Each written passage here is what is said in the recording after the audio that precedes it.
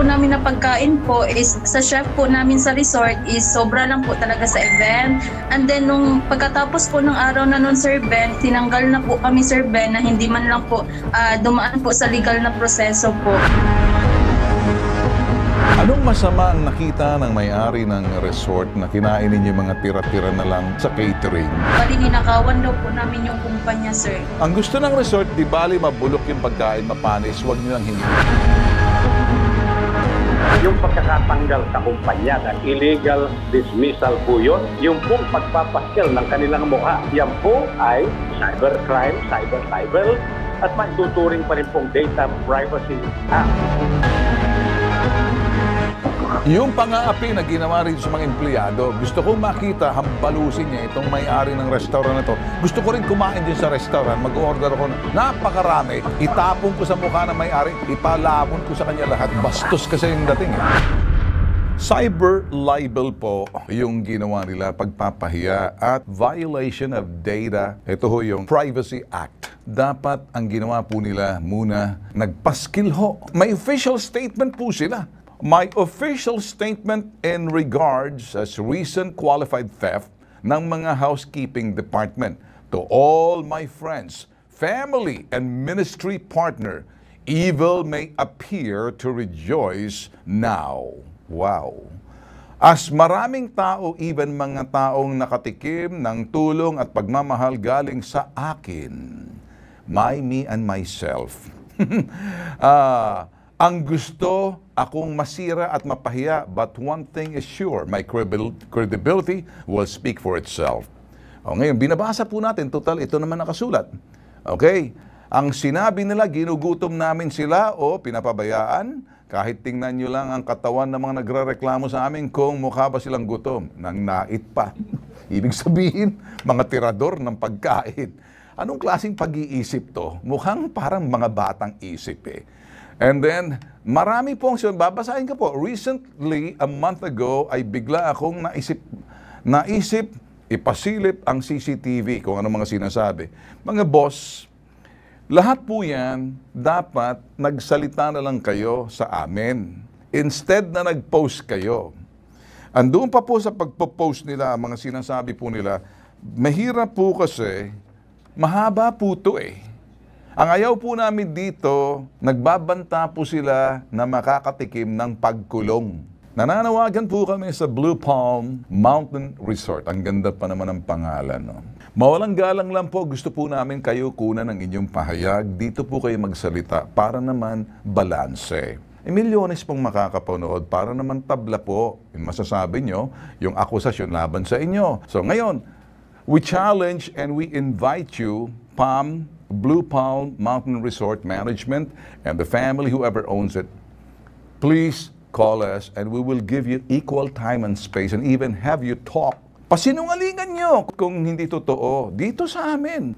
Ito po yung ating mga nagrereklamo kasi sila po agad nakaalam, sila po nagsabi na nabasa po nila itong statement na to, kaya pinapalabas po natin kanina kasi public post po yan. Magandang umaga sa inyo.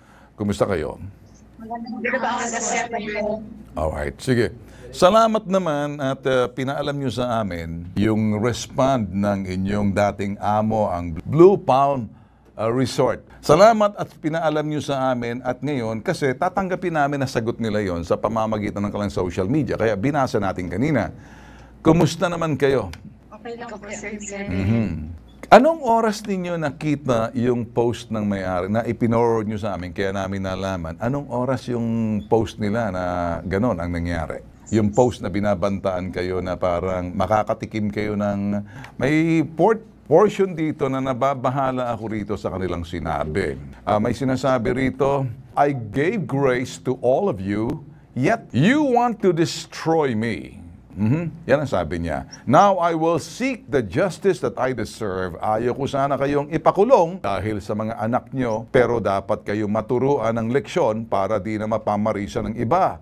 sisiguraduhin ko na patong-patong ang kasong maliban sa qualified theft ang ibibigay ko for all of you para di niya na magawa sa iba. For now, enjoy nyo lang ang freedom na meron kayo dahil hindi na yan magtatagal. Ano ang feeling ninyong ganyang klaseng sinasabi ng may-ari laban sa inyo? Panghadlok, sir, panghadlok na ay threat. Okay. Yeah, that's a threat. Pananakot sa inyo. Kasi una sa lahat, patutunayan niya muna sa hukuman. Hindi niya kayang hukuman na diktahan. Kasi binibigyan natin siya ng pagkakataon magpaliwanag. The due process, the right to be heard. Pero kung hindi niya gustong magpaliwanag sa atin dahil may reklamo dito para naman yung ina-accuse, the right of the accused to confront the accuser, binibigay sana namin.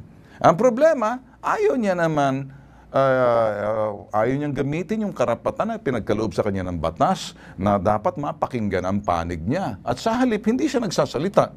So, ibig sabihin, parang isinuko niyang karapatan niyang marinig at bagkos ayaw niya marinig at ginamit niyang social media na pagbabanta. So ngayon, simple lang ang aking sabihin, ano ang pakiramdam niyo ngayon? Natatakot ba kayo? Nasabi ng ganun? Dito munang sinabi niya rito. Now I will seek justice that I deserve. Ayaw ko sana kayong ipakulong dahil may mga anak kayo. Pero dahil dapat kayong maturuan ng leksyon kayo para di niyo na pamarisa ng iba.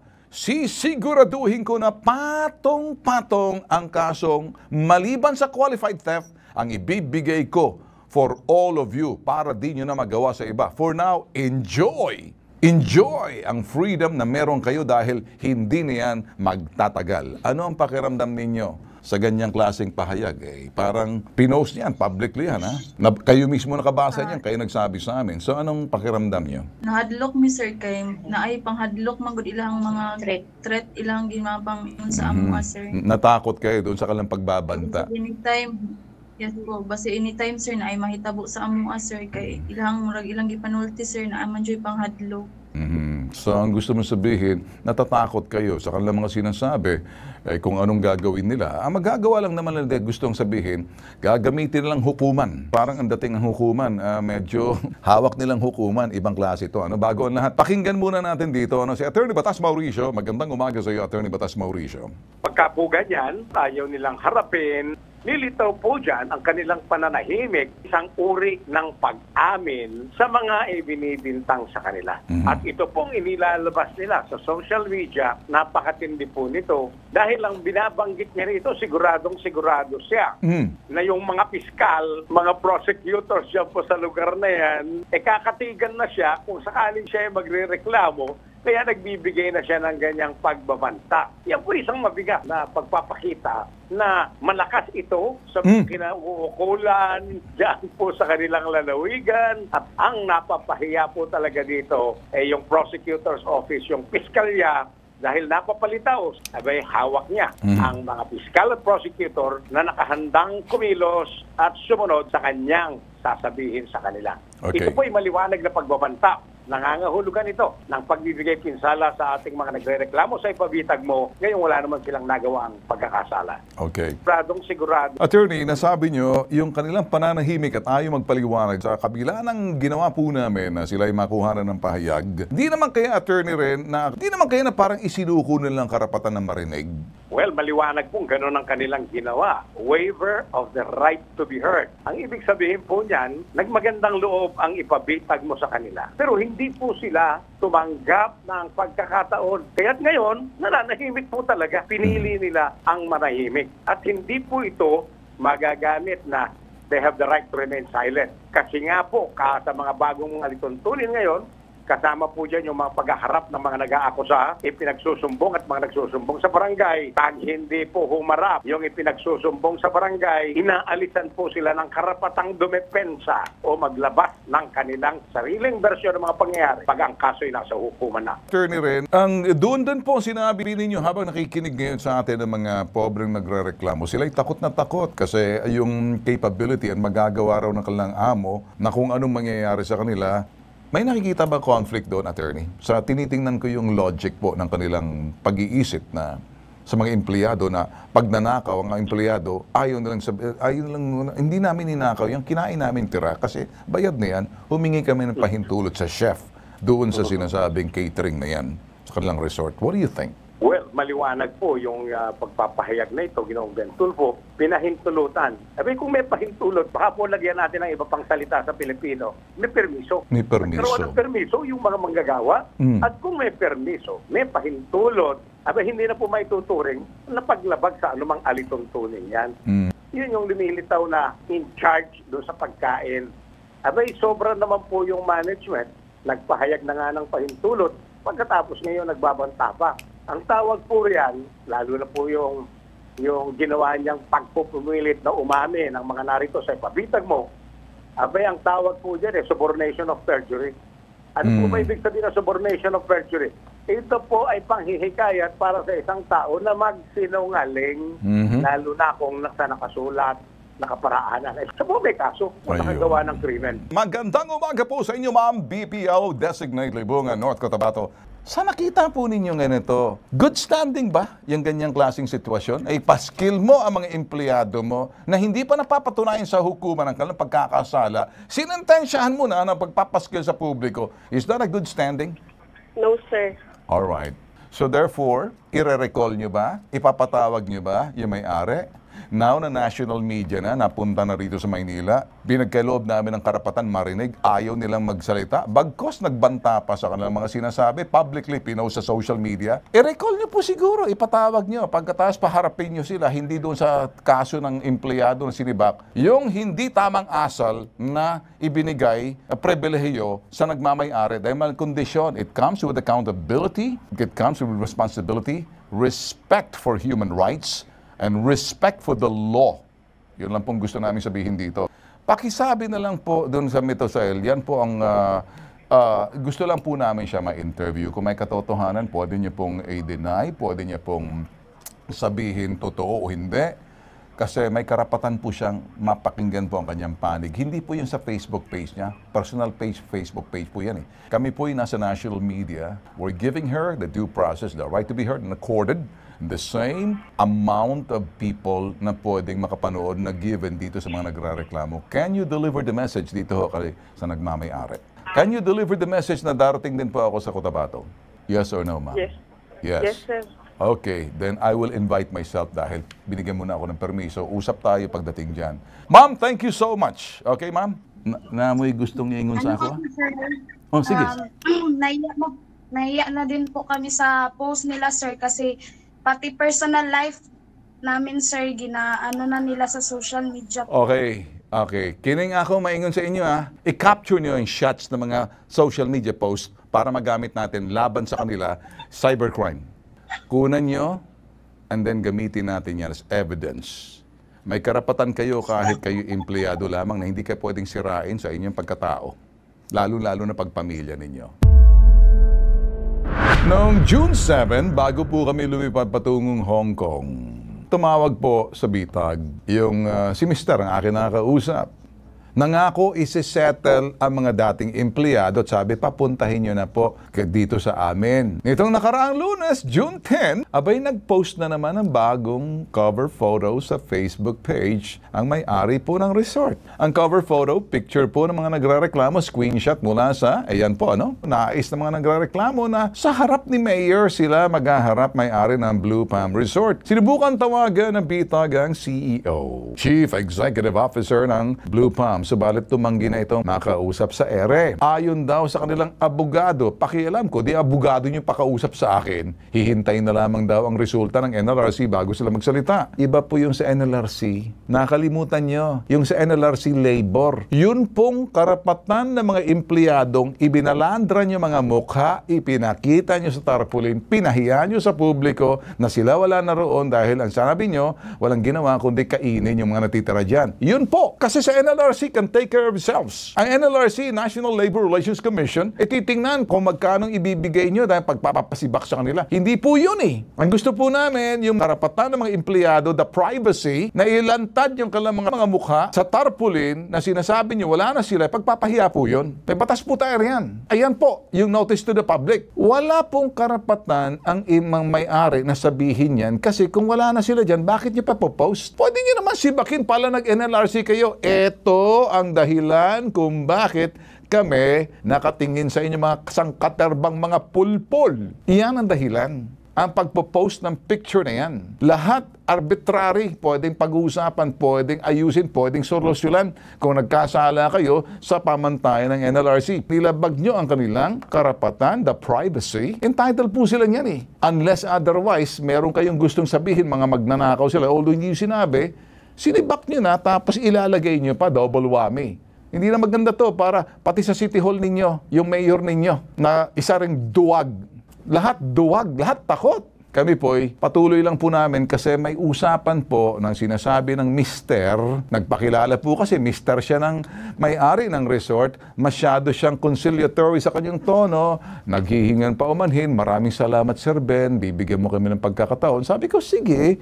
O, papuntahin mo, Sir Ben, para ayusin namin. Abay, magbago. Yung pagtawag niyo lang po sa amin, pwede naman namin ilabas yung sinasabing conversation. Kaya lang ayaw po namin lalabas na parang ito ho yung wiretapping. Hindi po namin gagawin. Pero may record po kami kung anong pinagsasabi nitong si Mister. Kung aabot sa puntong sa hukuman, abay po pwede naman. Kasi naka-record. Kaya hindi lang namin in-airy kasi hindi po yung tamang forum. Kung si Mister sana ay nagsalita rito, nakita natin sigurong kaamong tupa. Pati ba naman kami gustong lokohin? Attorney Batas Mauricio, magandang umaga po sa iyo. Mukha po nakakakulunan dugo ang mga papalit-palit, palipat-lipat ang ugali. Ano po? Yan po nagpapakita na ito hong, yan, kinukuha lang po namin yan. Pero yung mister niya, conciliatory, apologetic sa ginagawa ng kanyang misis. Kami naman, kinausap namin, tinulungan pa namin, advice pa namin, pasalamat ng pasalamat. But hindi niya makontrol yung kanyang may bahay. Ano ba to? Sino bang papaniwalaan natin dito? Siyempre po, dapat pagka nagsalita na yung lalaki, pakatawanan po ng lalaki, yung kanyang mga pagpapahayag, lalo na po sa harap ng mga taga-media, lalo sa harap ng ipabitag mo. Kasi pagka po ganyang nakiusap, nagpakumbaba, humingi ng dispensa at nagpapaliwanag, tinanggap naman po ng ipabitag mo ng maayos ang kanyang pagpapaliwanag, ang pakikipag-usap, pagkatapos magkakaroon ng ganitong pagbabago, nagpapakita lamang po na meron pong talagang kumikilos ng hindi maayos. Ginoong Ben Tulfo. Masama po ang pangyayari nito. Opo. Tama po kayo. Nirespeto naman namin, ginalang po namin yung tumawag sa amin na si Mister at kinausap namin. At first, I have to lecture him in length. Nilecturean ko muna kung ano yung mga bagay na mali na ginawa nila. Umaamin naman ang Mister. Anyway, si Mayor Angel Rose Kwan, Limungan, nakikinig. If you're listening, Mayor, gusto ko namin ma-interview, pero kung talagang umiiwas ka sa anumang kadahilanan, I can understand. Malapit ng election, so do not. Okay, sa akin, you have the responsibility because you have your city hall, you have your business permit and licensing office to examine carefully kung nga ba good standing in the community ang ginagawa nitong binigyan nyo ng business permit. Kung nga ba'y importanteng wag muna ikansela ang magkaroon ng forum, ayusin to. Instead, you just sit there and apparently gusto mo mag-neutral. So, sa ganyang klaseng situations, I cannot force you but I have to tell you this. Kinakausap kita dahil ayaw makipag-usap sa amin. So, kinakausap kita sa ere and you have the right to respond to what we're saying here at bibigyan ka namin ng time. Attorney Batas Mauricio, ano pa bang gagawin natin dito para ibigay yung karapatan nitong si Mayor? Sa tingin ko naman po, dapat samantalahin ni Mayor ang pagkakataong pinagkakaloob sa kanyang pagmamagandang loob ng ipabitag mo upang makapagpahayag. Ito po ay issue hindi na lamang ng negosyo o di kaya business permit. Nagiging issue po dito, Ginoong Ben Tulfo, ay ang katapatan sa paglilingkod at sa pagtupad sa tungkuling pinanumpaan ng isang punong bayan kagaya po ni Mayor.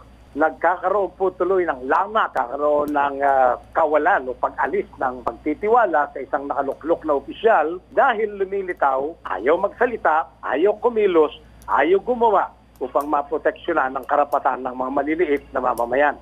Hindi po maganda yung ganong sitwasyon para kay Mayor.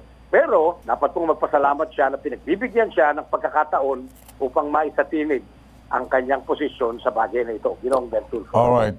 Salamat sa iyong paglilinaw. Kung nakikinig mo si Mayor Angel Rose Cuan, we're giving you the right to be heard, the due process.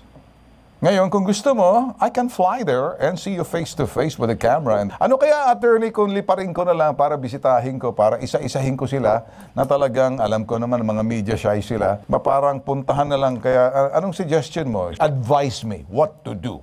Pwede pong puntahan at bigyan na sila ng pagkakataon upang in the ultimate analysis, sa huling pagkakataon, magampanan nila o di kaya matamasa nila ang pagmamagandang loob ng bitag.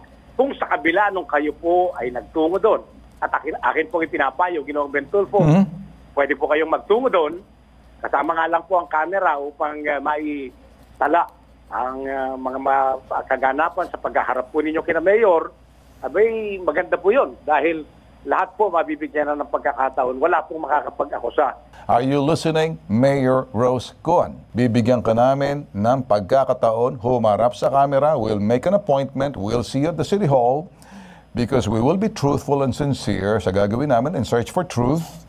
Magiging objective kami rito, we'll be fair, we'll be balanced, and we'll be respectful, and we demand the same thing from you. Reciprocity kung tawagin yan. Tawagan ang Blue Palm, doon tayo mag-check-in. Abangan! Ito po nag-iisang pambansang sumbungan. Tulong at serbisyo. I love this job! Tatak, bitag. Abay, ilalaban ka, hindi ka iiwan. Hindi po kami titigil para makakuha, may ilabas ang katotohanan. Magkabilang panig po dapat. Ako po si Ben, si Bitag. Ito po yung hashtag, ipabitag mo.